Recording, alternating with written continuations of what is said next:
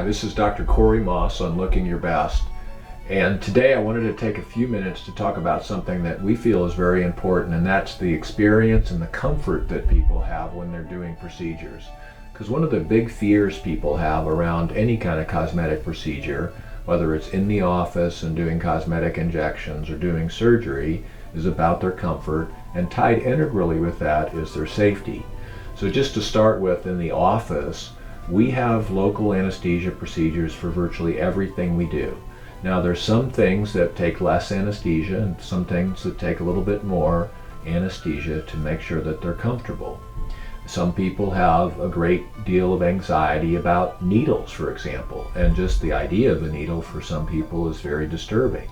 For those patients, we pre-treat them with either an oral medication, that's a relaxing medication, a Valium or an Ativan or something in that class of drugs, of benzodiazepines.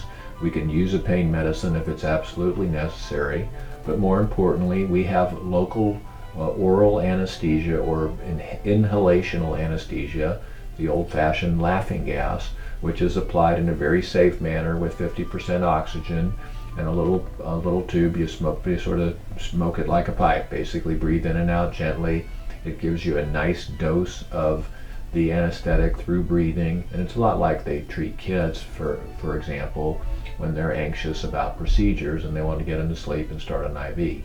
Now we don't need to start IVs here, but for adults who have real needle phobia, the laughing gas or nitrous oxide system that we offer people, the brand is Pronox. There are several of them and they all work equally well, are nice ways to get both analgesia, which means pain relief, and relaxation. And the laughing gas is really from the old term because it does make a lot of people feel quite happy. So we have a variety of options for anesthesia, whether you're just getting injections all the way to having surgery, but staying with the office-based procedures where we're doing typically local anesthesia only. The beginning for most patients is just a topical anesthetic. And we have a combination of topical anesthetics that are mixed into a cream for us in a formulary. They're applied under my direction to the skin surface, and if they're left on for 30 to 60 minutes, you'll have near complete anesthesia for the actual pinching effect that we get even when we use the small needles. So we can get that down to a near zero comfort or discomfort level on a 1 to 10 scale. For people who are very needle phobic or very concerned about discomfort with needle shots. Now for a lot of people, like I said, it goes beyond the actual pain. They're just afraid or have anxiety about needles, and for those patients the Pronox or laughing gas system works very well, is very effective, and really is something that we offer anyone that has a lot of needle phobia, concern about that. The next level of anesthesia beyond the Pronox, which is breathing in, and you can breathe it through the entire procedure, or you can breathe the laughing gas just until we get the local injections and blocks. Now a lot of people have heard of dental blocks and things like that, and they think of the dentist. It's a very different experience here. Dental pain, because of the nerve roots at the teeth, are very uncomfortable. High frequency vibration is uncomfortable compared to what we do. But if we do these treatments using a very small amount of topical anesthesia and then local injections of anesthesia, we can virtually make the lips area completely numb so you feel nothing. And that's very simple to do with a combination of topicals, anesthetics, some of which we put in the mouth along the gum line, and then small injections.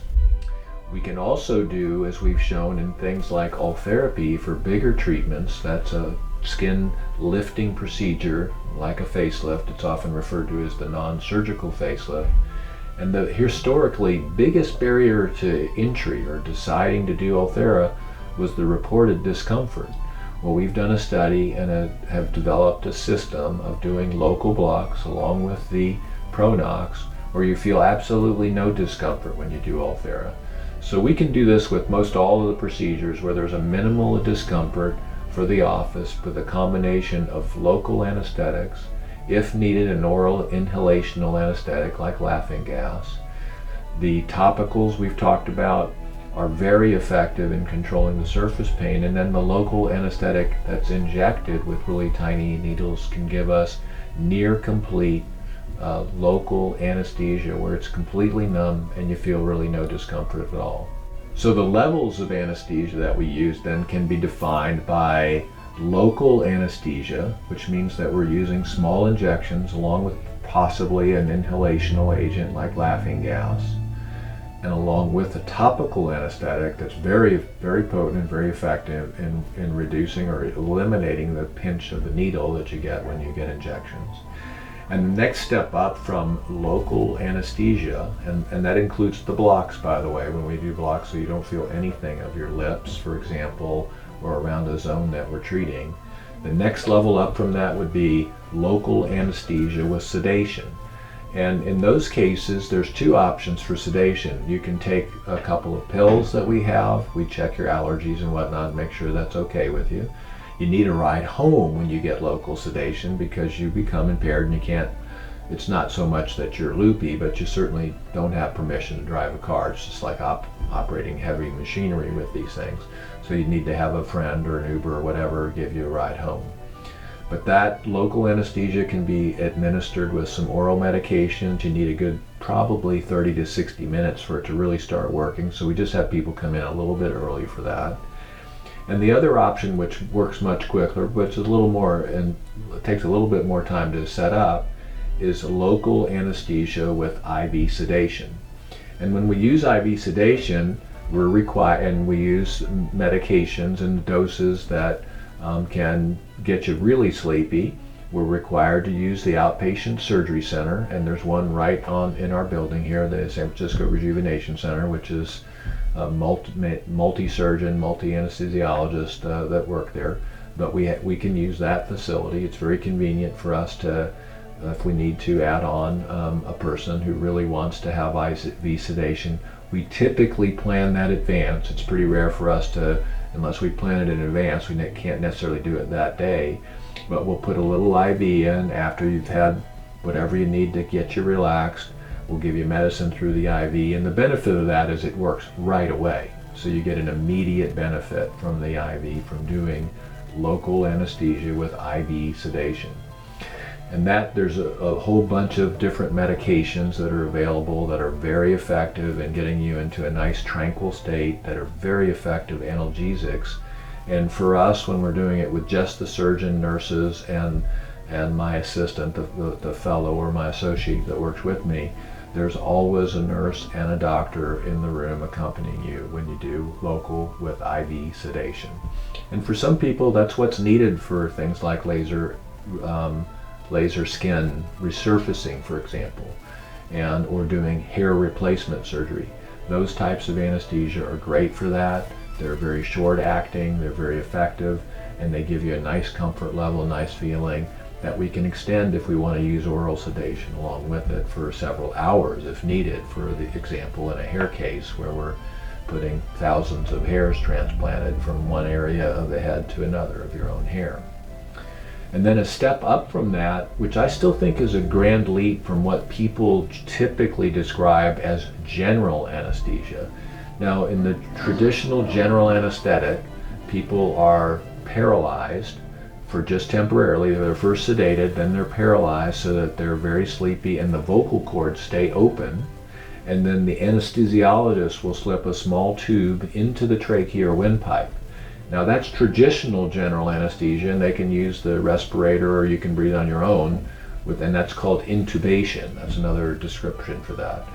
Typically, we rarely, if ever, use general anesthesia in that method, that sort of methodology anymore. There's a newer device like an LMA that's a laryngeal mask, basically. It's a little cuff, and you put the cuff in, and it protects your airways so you can breathe freely on your own. You're sedated when you have that, so it's not uncomfortable.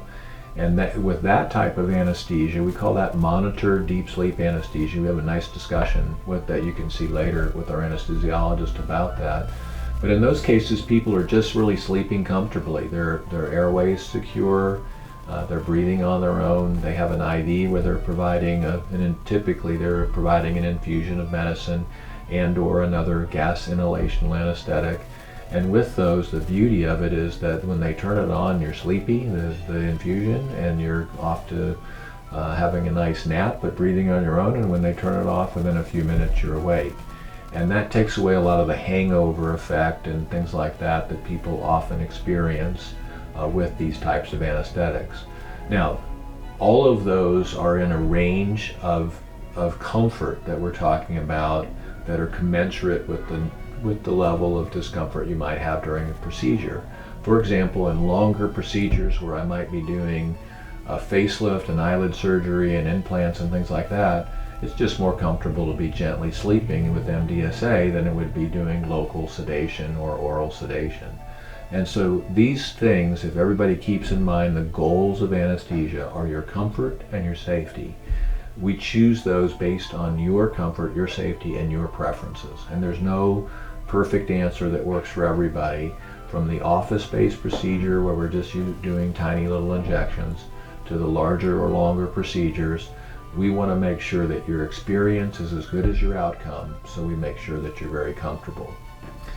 If you have any questions about anesthetic techniques that we use, that include, as I've described, oral sedation, and topical anesthetic products that we put directly on the skin, like a cream, injection with tiny little needles of local anesthetics that numb things up. We even use special cooling devices like blowers, the Zimmer cooler, or icing, because those are very potent anesthetics also.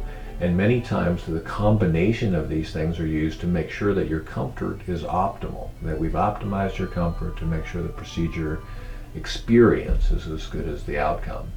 And then the top of that chain is again the MDSA that I talked about, where you're gently sleeping, the anesthesiologist is managing your cardiovascular monitoring, and we're looking carefully after making sure you're getting the best possible result, which in the end is what we're all about, is making sure that you have a good experience and a great outcome, and I keep you looking your best. If you have any questions about this, don't hesitate to write us, maasclinic.com, my video blog, drmaas.com, or you can subscribe to our YouTube channel. As always, it's my pleasure to help you stay looking your best.